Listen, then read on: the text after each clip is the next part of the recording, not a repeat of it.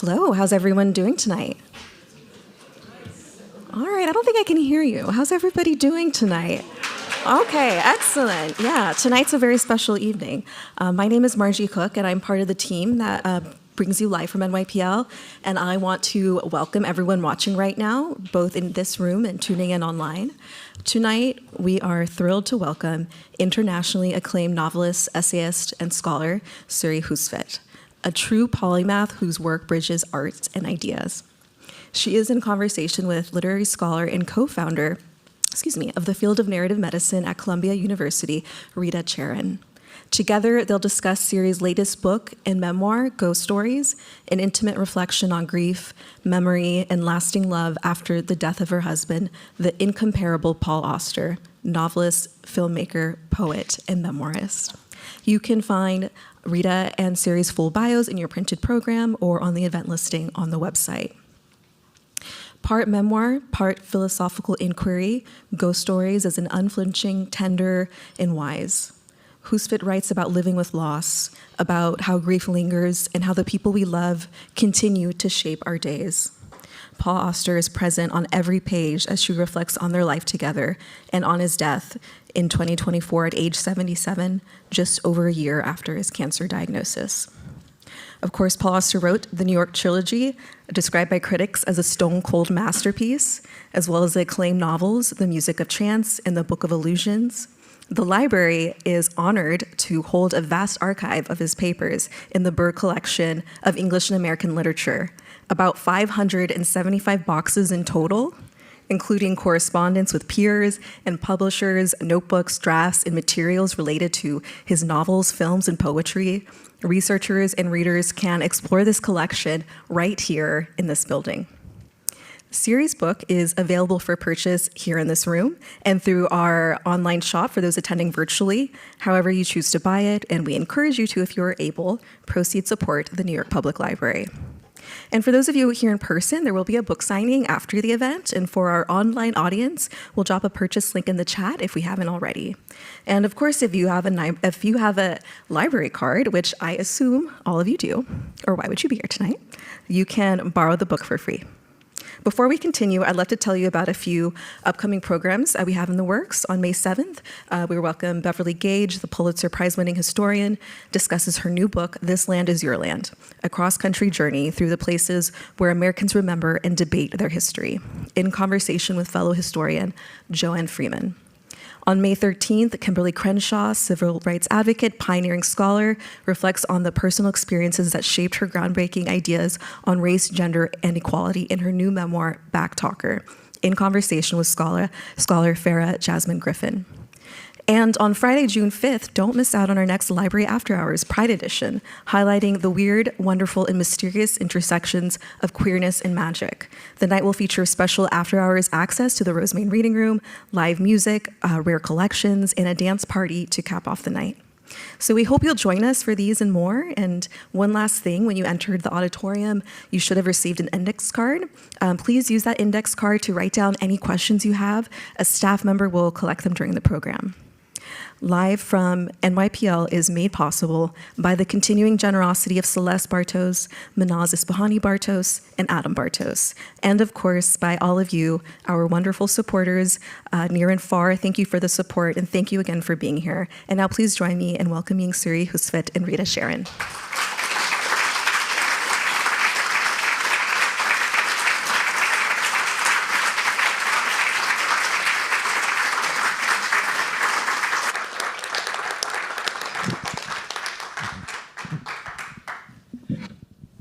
Hello to you all. Thank you for being here. The place is full, and we have a lot of listening and thinking and talking to do together. You're here, many of you, I'm sure, because you know Siri's work. I see nods. And you're gonna know from the book itself a great deal more about the sources of her writing.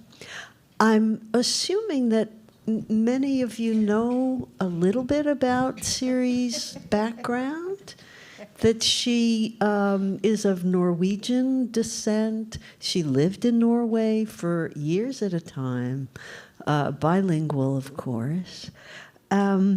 She came to New York. I'm slipping very quickly ahead. I'm at Columbia University, so I'm particularly happy that she came to my university for her PhD in English, which she completed in 9 years, which is quick for the time that you were That's doing right. it. Am I right? Yeah. Well, yes. 1978, and I finished it in 85. Yeah. Defended So- in 86. But the name, it was a dissertation on Dickens. The name of it, Figures of Dust. Gorgeous. You could use that again. Yes. Figures of Dust. And what she's talking about in graduate school is language, identity, fragmentation, the conception of who one is. And her work at that time and throughout her opus draws from phenomenology, from psychoanalysis, from well, those two in particular, and of course the contemporary literary theory of the time, Lacan, Bakhtin, and the others. But now she continues that spring of knowledge and has added to it the neuroscience and the deep sources of psychoanalysis, along with the feminism and the contemporary theory. She's now teaching in the Psychoanalytic Institute. Somehow, I don't know where it happened, but she learned her neuroscience on her own, just by reading. Reading. That's it. That's the secret. It's just reading.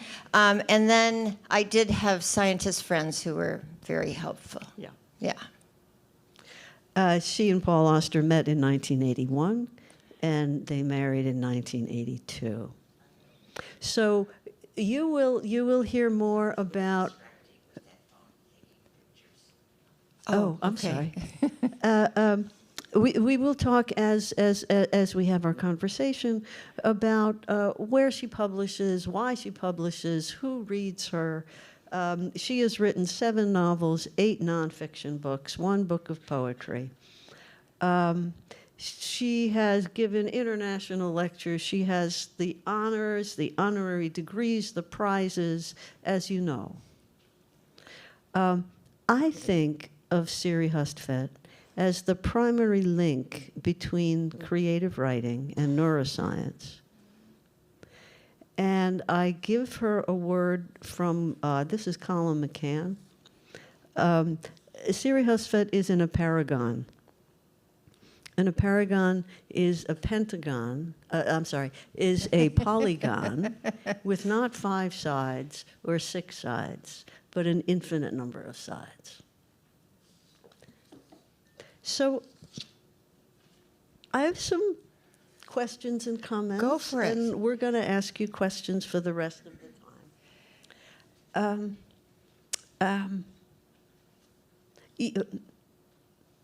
One final aside.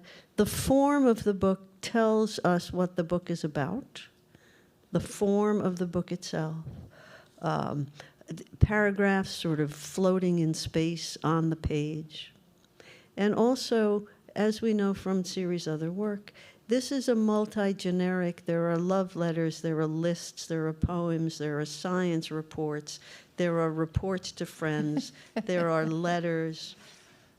So I wanna ask you to talk about the writing of the book. Yeah.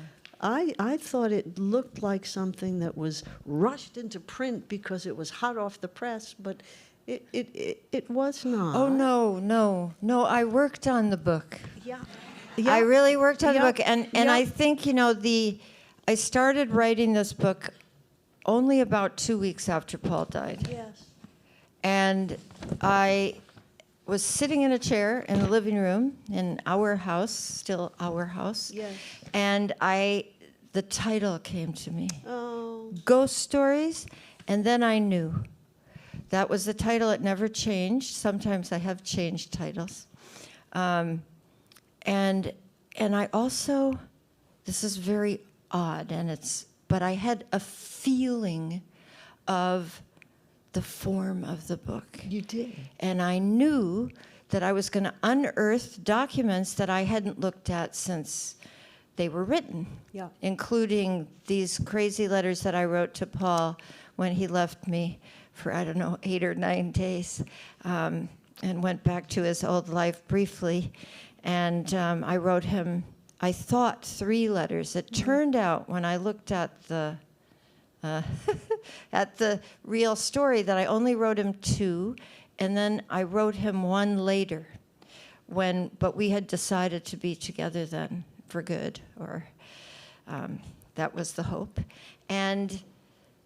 But I wanted that documentary evidence, if you will, inside the book, and I knew that it would have to sustain leaps, and that I also wanted to not just tell stories, but to meditate on some of the meanings of those stories. So that's how it happened. Yes. And then there's another addition, which is the letters that Yes. Paul was writing to our grandson, who was 4 months old when Paul died. But the person he's writing to is the imaginary grown-up Miles. He says, when you're 15 or 16, you can read these letters, and he's telling the boy about his family. Yeah. And it was going to be, he said, a thing of 100 or 200 pages, and it would go back in time. We would talk about some of the ancestors, some of the stories from both sides of Miles's family. And Paul interviewed my son-in-law, Spencer Ostrander's parents, to find out about that side of the family. So that was the working idea for the book. But then he could only write 35 pages. Yeah. And I realized this was another moment of, inspiration, that I was going to put those letters into the book. Yes. And that would be a way to have my voice and Paul's voice, to have the 2 people. So he speaks and I speak. I speak longer because it was just 35 pages of Paul. And that was going to illustrate the way we both thought of our marriage as a long dialogue. And so in a way the book kind of made itself as I was working on it, but all those ingredients, all those elements were clear to me from the beginning. Early on in the book you write, it is a diary of sorts, a geography of telling and not telling. This book, my book of mourning him. Yes. And did it fulfill its purpose? I've thought a lot about this, especially since I finished the book. And I think in some strange way that because I was able to go to my desk every day and write, and the writing felt extremely urgent, that it did have a therapeutic function. And that was that in some way, the book itself was more cohesive than the writer. And that's an interesting thing. So, I have this little theory about, I started thinking about this. I wrote an essay about teaching psychiatric patients that I did as a volunteer for 4 years at Weill Cornell, where I now teach a seminar to psychiatrists. But that was patients. And we did a lot of memory writing.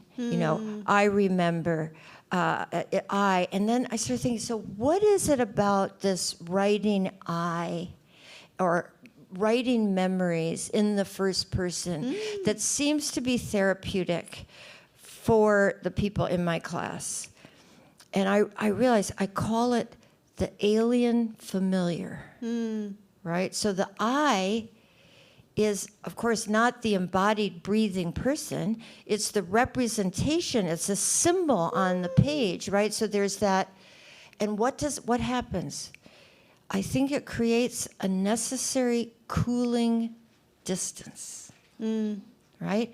Because it's representing you, but it's not you.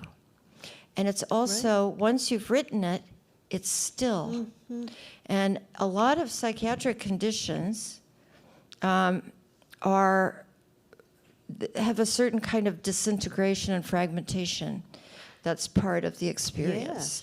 And so I found that those memory writings for the patients, they were good. I think it's good for everyone. Yes. But I found that also in making the book, that it created a necessary distance from myself, if that makes sense. Yes. But I think so. Yes. Yeah. Yes. Yeah. And then you go even beyond. The stories you tell seem to be ghosts as I read them, even. Yes. The apparition, the kind of dreamlike tendencies. The fact that you were smelling the schimmelpenninks. Yeah, but we have to separate here. So Yes. so I think in the book, before Paul died, he said to me several times. Yes. He said, "I want to be a ghost," and he said, "I want to come back, Siri, and see what you're writing. I want to." Our daughter is a singer-songwriter. He said, "I want to listen to her new songs," and our son-in-law, Spencer, is a photographer, and he wanted to look at Spencer's photographs. So of course this was in me, this idea. But on the day of his funeral, the day we buried Paul, there was a meal that my sisters kindly provided, and at one point I just felt, I don't know, I just thought, I say this because I remember clearly thinking, the widow can do whatever the hell she wants. Yeah. And so I went upstairs to the bedroom, and I was just lying there, and I wasn't really full of thoughts. And when I was lying there, I suddenly felt Paul on the stairs. And then I felt him, and this is all feeling, this is the strange thing, walk into the room, pause by the bed, look at me, and at that moment I was filled with joy. Oh. And then he left. Now, between 30 and 60% of all bereaved people, this is a statistic that I do not know the origin of it, but it comes up in the literature about bereavement over and over again. So let's put it this way. A lot of people who are grieving have hallucinatory experiences of the dead. In our culture, because it's not really cool, people have a tendency to suppress it, not to talk about it. But that people have it, there's no question at all. Now, I'm curious, right? What is this about? William James writes about exactly this. He also experienced presences. And of course, what interests him is also what interests me. None of the senses are involved in this presence. I didn't smell anything. He didn't touch me. I didn't hear anything or see anything. But I was as certain could be while it was happening that it was Paul. Now, I actually am not a ghost believer. I think some journalists have gotten me a little wrong. But what I do think is that if you've lived with someone for over 40 years, the way I did, 43 years we spent together, your phenomenological, your subjective perceptual reality is shaped by the other. And when that other disappears from your perceptual landscape, if you will, or housescape, the nervous system that's very sensitive to deprivation will manufacture the presence, right? So, for example, I say this in the book too, if you put someone in a deprivation, sensory deprivation tank, you guys know what that is, right? You can do it. After about 15 minutes, most people start to hallucinate spontaneously. And that's, not psychiatric patients, just regular people. And think about dreaming. Mm-hmm. Freud said dreams protect sleep. What is he talking about? I think it's that when the sensory world is gone, as it is in sleep, we generate it. So, our nervous systems are not passive receivers of the world, but we are also actively creating it. Yeah. And so that's my little hypothesis, and I think, it bears up to some scrutiny. And because it's so common, yes, it's something that I think the absence then generates presence. But I have to say, so then the cigar smoke. Yes. I have migraine, so I have a kind of, sensitive nervous system, but I've never had olfactory hallucinations.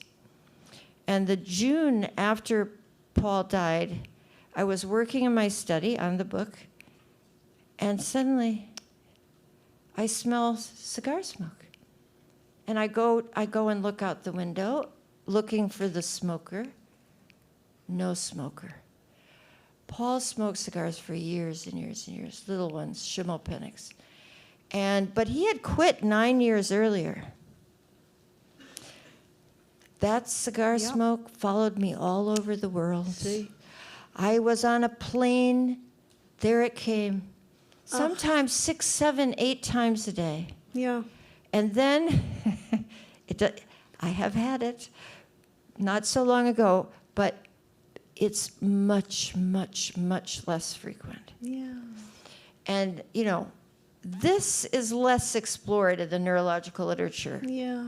But in the spiritualism literature, smelling is a big thing that the ghosts are near.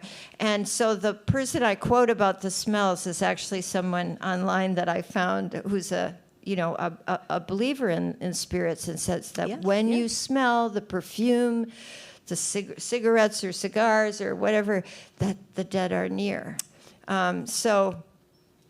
And of course, William James himself thought that he wasn't sure. He thought that consciousness might outlive death. He wasn't sure, but he told his wife to try to contact him after he died. Yeah. Yeah. So, this goes on, and I suppose it depends on where you position yourself in relation to all this. Yeah. But it was, I don't regret either the smells or the presence. It was wonderful. Now, of course, William's brother Henry wrote the best ghost story that we know, which is Turn of the Screw. Turn of the Screw. But Henry did not believe in spiritualism. He thought it was bunk. And he and William were not, did not agree about this. But they grew up in a household with a lot of talk about ghosts and Swedenborg and all kinds of things. Yes. Yeah. One of the early things that Siri and I did together was she came to my medical school and taught a group of very, very senior clinicians, including psychiatrists and neurologists. And what did we ask her to teach was Turn of the Screw. Right. So it's a perfect text for that. You have been very much in the tradition of medical teaching. Right. Now, as you're talking, I'm remembering that Paul, you quote Paul's attention and devotion to Keats's living hand. Yes, it's a beautiful thing. And I'm wondering if that comes to you now. Yeah, maybe you can quote it. You probably wrote it down. Yeah. Quote it. It's beautiful. Yes. He had a magazine when he was very young, before I met him. I think it was 1974. He started a magazine called Living Hand, which is from the Keats poem, This Living Hand. This living hand, now warm and capable of earnest grasping, would, if it were cold, and in the icy silence of the tomb, so haunt thy days and chill thy dreaming nights that thou would wish thine own heart dry of blood. Yes. So, in my veins red life might stream again, and thou be conscience calmed. See, here it is, I hold it towards you. Yeah. It's a beautiful poem. And of course, I mean, the first two sentences of this book are, I am alive. My husband, Paul Auster, is dead. Mm-hmm. And you know, that's the dilemma of the book, right? And I think that it is very difficult for the living to come to terms with death. Yeah. You know, it's a profound absence. And of course, it's worse with someone you love tremendously, right? So that's the hardest kind of grief. But it's also, you know, one of the other things I mentioned is after he died, I kept thinking, where are you? No. Because, you know, there's death is a kind of nowhere, right? I mean, it doesn't mean much to say the person is buried in the ground or is ashes in an urn. That's really not the person. And it turns out that, you know, animals too search. And of course, children search for the missing parent or sibling or whoever. That searching seems to be part of also animal life after death, which interests me. Yes. Yeah. Yes. But in your case, the search continues. The search continues because of all of these hyper-acute connections that you too were able to develop. At one point, this is about midway in the book, when a writer dies, the books he leaves behind him qualify as remains. Yeah. I think that's true. Why? Well, because I mean, more ghosts, right? I mean, I often have thought, I mean, way before Paul died, about the ghostly aspect of text, any text, right? Because there are these symbols, and of course, it's the place where the dead speak to us. I mean, passionate readers, every passionate reader is in contact with the dead, Yes. right? And so it's a kind of representation of a consciousness on the page that we have access to. But, you know, another thing about that I realized when, especially writing the book, you know, I miss Paul terribly and continue to. But I thought, you know, what I really miss, too, is Paul and Siri. Yes. Siri and Paul. That overlap between us that was created over many, many years. And this mutuality that goes missing from your life. Yeah. And so and you know, I've been thinking about this my whole sort of intellectual life. I've often called it the between. And, you know, there are many manifestations of this in different fields in philosophy, and especially in phenomenology, as you mentioned earlier, sometimes called intersubjectivity. In psychoanalysis, they talk about transference. I like the word that Martin Buber uses about the between. And he actually thought of it as a real being that two people Yes. between them could create like a third reality. And but then when I was writing, I thought, no, people will really understand the and. Yes. I Yes, think, yes. people who have a beloved a spouse, but also a deep friendship or whatever that's gone on, will understand this elastic and, right? Because it doesn't stay the same. It's not static. It's not like I met Paul in 1981. I was 26 years old. Paul was 34. And that and wasn't the same as when he was 77 and I was 69 and he died. Yeah.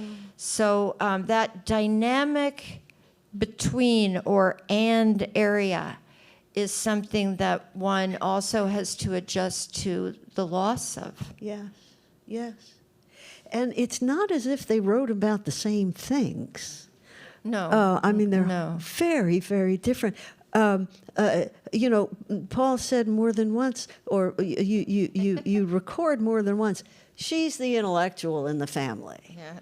And he didn't read much of Lacan and Martin and all of the theorists. No, he didn't. He didn't need. Well, he didn't. So they're working on very different parts of that paragon. They're working on very different dimensions. Now, I've read a lot about Siri. I've read a lot of what Siri has written, and quite a bit, although not as much, of what Paul has written. And the and then becomes really mysterious. Well, yes, because we did have some mutual influence, and we were interested in some, overlapping things. And actually, as time went on, it became in a way more different because I got very interested in science and biology, neurobiology, and Paul would sometimes pick up a book that I was reading, and he'd go, "How can you read this?" Yes. This is just, or he'd go, "Oh, the prose is so terrible," and I said, "I know, Paul." I'd say, "I know, but I'm really just reading it to get some information that I want to know." Oh, I don't know how you could do it. So, but the funny thing is, I talked to him so much about science and about the brain that, and I would read to him when I was writing an essay for a general audience because he was a smart person, but he didn't know very much about the science. So he was a great person to read to. But then he knew so much, not because he read anything, but because I had talked to him so much. So he became useless. Yeah. He knew the hippocampus and the cerebellum and the prefrontal cortex, and he had that all down, but it was just osmosis. And then he was gone. And of course, there were history books too that Paul read that I feel as if I read them, even if I didn't, because he told me the history. Yeah. We talked a lot, and so we shared books, but we didn't always read the same ones. Siri, tell about when you sat in the green chairs and read to one another. Yes, we did. So we would, it wasn't every day, nothing like that, but it was when you had a chunk of work and you felt that you needed it to be heard in order to keep going, to check. We would then read to each other in the green chairs in the living room in our house, and mostly we listened very carefully, and would stop the person if there was something. A lot of small things like you used that word 2 pages ago and don't use it again. I don't like those vowel sounds together, or whatever, stuff like that. But every once in a while, there were substantive things that we objected to, including I had worked on a book for 5 years, and I had written the 3rd draft, and Paul read it, and he looked at me, and he said, "It's just not there yet." The 3rd draft. And I knew it. So and I wrote the whole book again in 8 months, and then he loved it.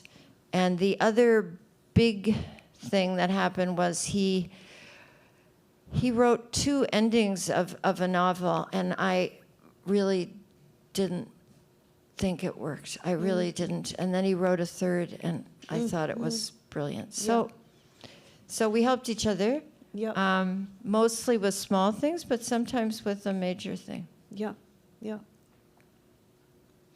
Now, a fair amount of the book relates Siri's care, physical, medical care of Paul, and the getting him to the clinic and the reading about non-small cell lung cancer. Yeah. And the ways in which I'm thinking to myself, how is she stopped her own life in order to become the one who is ministering It's to true, Paul. but you know, I have to say, I don't regret 1 second No. of that. But there was a moment, I'm sure there are many people who either know someone who had cancer, have had cancer themselves, or survived cancer. It's also a very common illness, and especially with older people. But Paul had a particularly tumultuous treatment, and the immunotherapy turned against him. Right. This can happen, and started to attack healthy tissues in his body. And so one system after another started collapsing. Yeah. And at the very end, it was the endocrine system. And the immunotherapy killed him before the cancer could. But the cancer would have killed him. Yeah. But yes, I knew so much more than I ever thought I would about small cell lung cancer. Right, And right. it was also to be able to ask the doctors reasonable questions, right? This is really important. And of course, it didn't change the outcome, but I think it was a help. And one thing I understood going through it was, I thought to myself, how could anybody do this alone? Yeah. And you would sometimes see people alone at Memorial Sloan Kettering. And I thought, God, I hope there's somebody waiting for you, or somebody that you can call, because the isolation, I think, would be horrific. Yeah. And, you know, we had each other, so that was very important. Yeah. Now, an important feature of the book is that it's not hermetically sealed, and it lets in what else was going on in the world at the time. Oh, yes. We hear a fair amount about the World Trade Center and the collapse on 9/11. We hear about the COVID pandemic. We hear about the politics of the time quite a bit. We hear about baseball games of the time. Yeah, there's a chapter called A Note on Baseball. Paul loved baseball. I know. Loved baseball. But I want to say that the world comes into the book. It's not one of these memoirs that's sealed off to the rest of the world. No. And we also hear about the horrible things that happened in the family of Siri and Paul. And many of us know about the deaths and the great, they keep saying, the horrible things. Yeah, that's So what Paul said, the that's horrible things. right. Yeah, so, and then, you know, I do meditate on what role, for example, do horrible things, the death of our granddaughter and the death of my stepson, Paul's son, Daniel, who was arrested for her death, negligent homicide, because she died of fentanyl and heroin. And Daniel died shortly after being released on bail. And this was all over media, you know. It was, I'll tell you, I didn't tell Paul, but I looked up some of the stuff. There were English newspapers in India that covered this story, so that gives you an idea. It was everywhere. It was on the radio. It was on TV. It was everywhere. And of course that made it worse. There were, journalists or whatever they're called at the door calling. They came to Sophie and Spencer's house. So, that kind of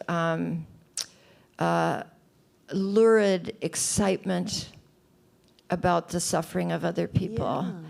And the Schadenfreude, right? The joy in other people's suffering. That does make terrible things even worse.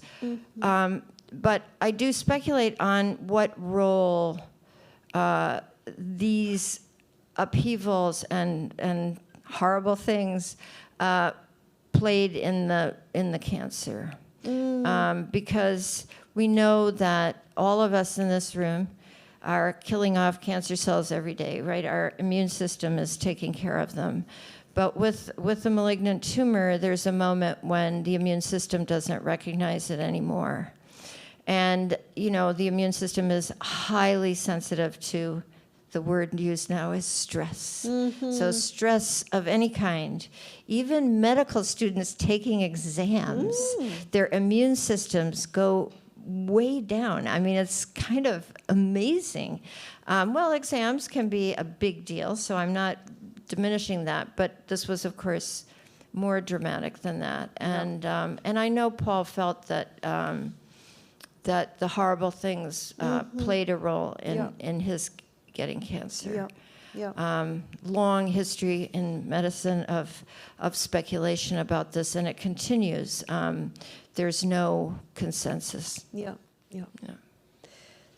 So, toward the beginning of the book, you write this sentence: I have lost the sanctuary of my own thoughts. Yeah, that was in my journal. I put that in the journal when we were going through Paul was hospitalized, and I was going up he was in Mount Sinai, and I was going up every morning and then going home late at night. And he was very sick. And so I realized that I had lost in a way, my internal narrator, that this rather big inner life was kind of gone. And I do think that can happen. And of course, if it goes on, I did think about people who took care of other people for years and years and years, and how they would need to husband their strength, both in order to continue and in order not to feel that there was nothing left. And so that was a pretty. But then soon after that, in my journal keeping, I said this, and it's so straight. I said, the only thing we can be sure of in life, certain of, is change. Whatever is now will not be in the future. And I think that's, it was a comfort to me, even though I knew he could die. But it was nevertheless a comfort because I knew that things change. And life is dynamic. It is not static. You don't reach some place and then just sit there. It goes until you die. So a little grim, but also there's some comfort in that. And the question for us, as we have to wind up this conversation in order to take your questions. But the question is, has the sanctuary returned? Oh, yes, definitely. In fact, sometimes I have too much sanctuary. I would say the sanctuary is gigantic, and every once in a while I'd like some more interference. That's the loneliness part. But yes, no, lots of stuff going on in there. Okay. I think we have. Oh yes.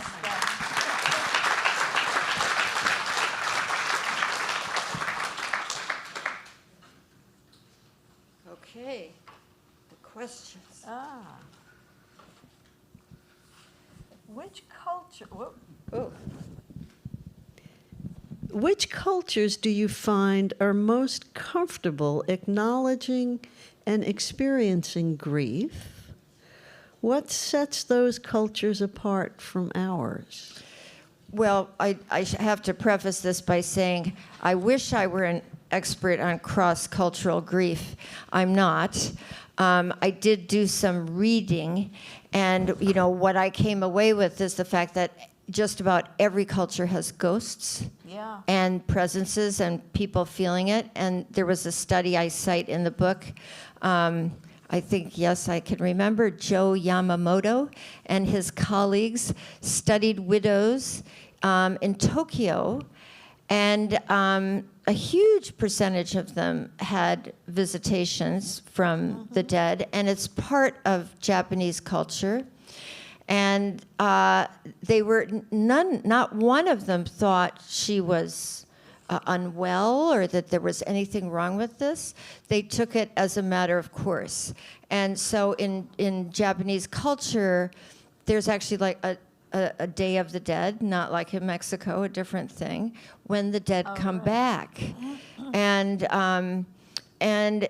it's simply integrated into the culture. And the paper, the authors of the paper, regarded this as actually a helpful aspect of grieving in Japan. And it didn't have to be suppressed. So that seems like a pretty good culture. That's accepted. And there are cultures where people are terrified of the dead. Yeah. And in Navajo culture, I did a bit of reading on this. What remains in the ghosts is the bad stuff. The Yes, anger, yes. the jealousy, all the ugly emotions are what stay. And so there's a lot of fear of the return of the dead or being near places where people have died.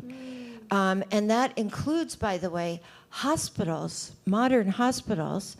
And I have a friend who works in emergency medicine and in the Southwest, and he talks about education for the medical staff about how the Navajo deal with being in hospitals, because of course lots of people die in hospitals. So I think there are just so many different ways of dealing with it. I do think that contemporary Western culture is very shy of the realities of death. We run away from decay and putrefaction and everything that is part of the process of, dying is a process too. It's not static. You're not just dead, right? Then the body decays. And the fear of this, I think, in our culture is not particularly healthy. And I write a little bit about that. Yeah. That facing the reality of death is something. It's bracing, but it's important, and not to think about mortality, to imagine it, to think about our own deaths. Both Paul and I thought a lot about death and our own deaths, and I think it helps. I think it helped Paul die beautifully. He knew what he wanted. He hadn't put this on a shelf, and he died really well. Yes. With the people he loved around him. Yes. And that's how he wanted to go. Yep. He also said, it's in the book, that he'd really like to die telling a joke. Yes. And I said, oh, darling, I don't think that's going to happen. And it didn't, And of it course. didn't. But that, he had a kind of, he didn't want to die at all. But he faced dying with a courage and humor that I will stay with me, of course, Yes. until I die. Yes. Yeah. Yes. You almost answered this next question, and it might be a yes/no question, I don't know. Do you believe in reincarnation?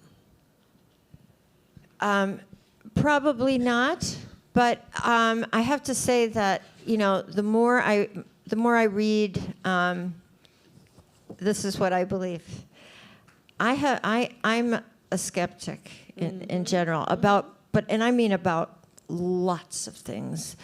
And my position is this, that there is no single discipline, certainly no single person, certainly no political ideology that can even get close to embracing the complexity of human beings, much less the universe as a whole. And that calls for what I call intellectual humility. Mm-hmm. That we don't know a lot. And that's why I also advocate for something I call scrambling the categories. We all live inside these categorical boxes, and many of them we assume. We just assume. Whatever it is. You think now what we're living through are sort of proto-fascist reality, ideas about gender, ideas about racial hierarchy, all of these things that are deeply embedded in cultures and sometimes unconsciously embedded too, so that one could be behaving in ways that are completely uninterrogated. And, so my philosophy is that wasn't a yes or no. But yes, is that skepticism, not cynicism, but skepticism, that you're continually interrogating the ideas that are flowing through you and don't stop. Yes. This is a lovely question of curiosity. What books or films were special to you both? Oh, yeah. Well, we used to have film festivals in our house, just the two of us.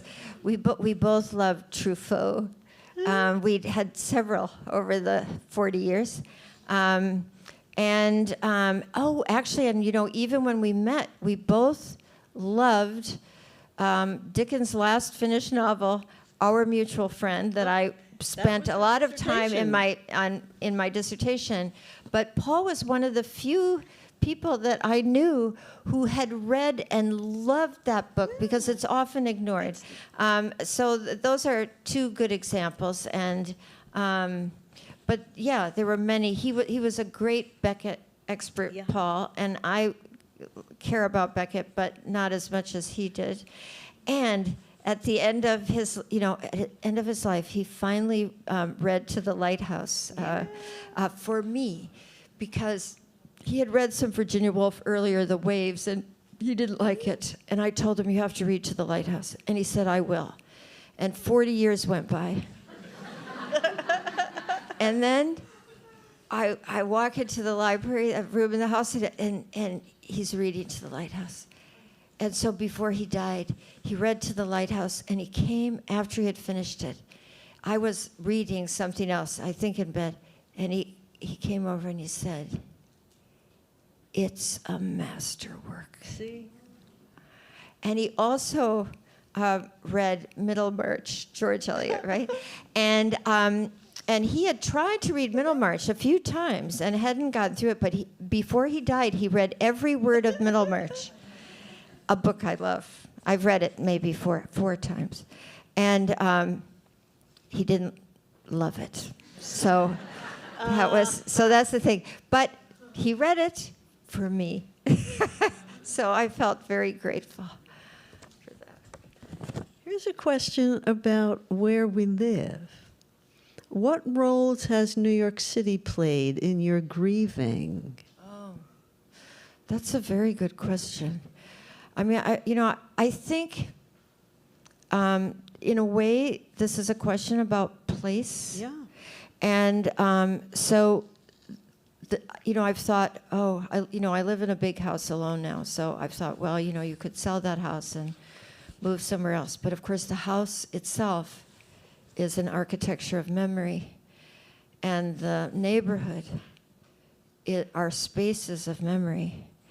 And traveling in the city where I've lived now since 1978 is marked with memory. So there's a part of me that's quite, I'm afraid of feeling very disoriented in another house or another neighborhood at 71 to adapt. Now, I'm not saying I couldn't, and who knows, I might have to escape the country with a number of us. Right. And then I would do it, of course. But I think that having lodged your being in a city and in a house, that's hard to give up because of the associations. Yes. Yeah. Yes.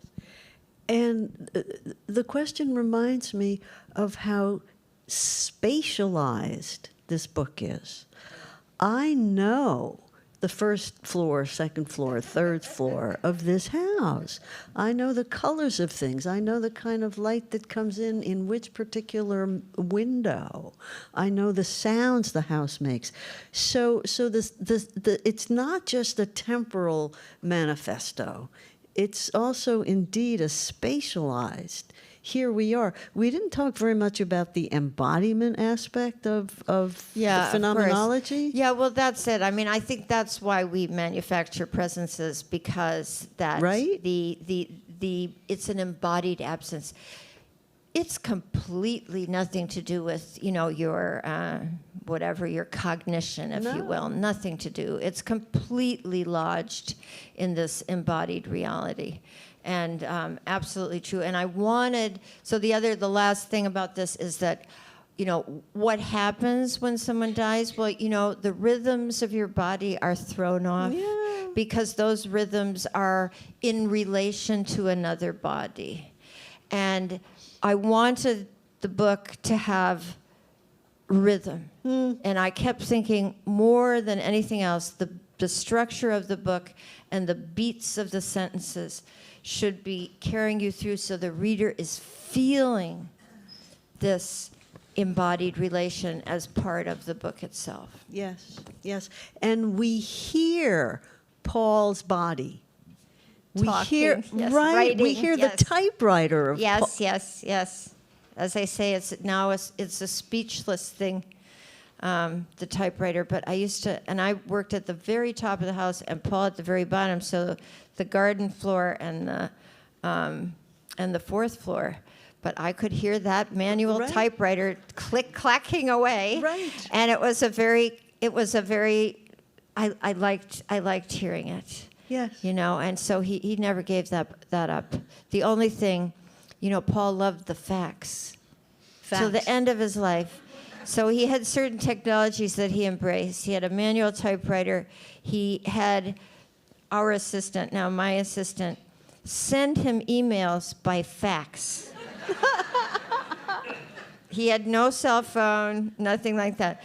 And so, but I did put the fax in the basement.